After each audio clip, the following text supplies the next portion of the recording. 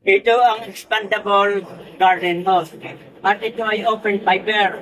Ibig sabihin, yung kanyang tube ay nababalutan ng fiber. At ito mga kabayan, habang siya ay nagkakaroon ng tubig at napupuno, umi-expand yung kanyang hose.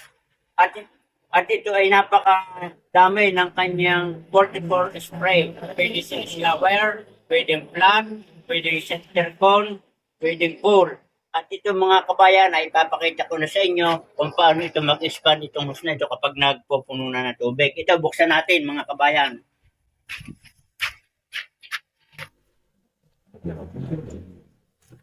O, tingnan nyo ang hose, nabintog. Yan o, kapag siya ay nagkakaroon ng pressure. Yan mga kabayan. Yan. At ngayon naman, puno na yan, ay di atin namang ipagdidilig sa halaman. Kita nyo mga kabayan, tamang-tama na pandilig sa ating mga halaman, sa mga garden.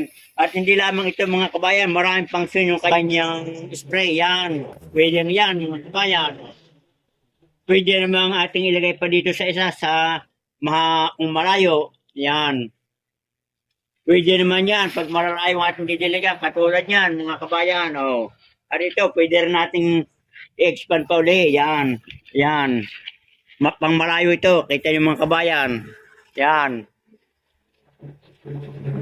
Kung sa mga halaman naman, na mga malalambot, ito naman ang ating gagamitin shower. Di yan, dito dati ididilig sa puno. Kita ninyo mga kabayan, oh. Ay di maganda ang pagdidilig, hindi matutumba yung puno. At kita ninyo mga kabayan. Tama-tama sa mga ating mga halaman, ornamental, gulay, o anumang uri ng ating mga didiligin, maging preparing. Kita ninyo kahit malayo. O, pwede mo natin i-adjust pa ulit. Kita ninyo.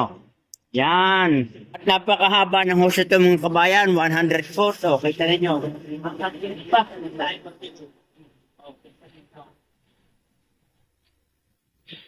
Sa mga gusto magkamera nito mga kabayan, nasa yellow basket. I-click lang ninyo at napakaganda. Marami pang function yung kanyang spray. O, yan.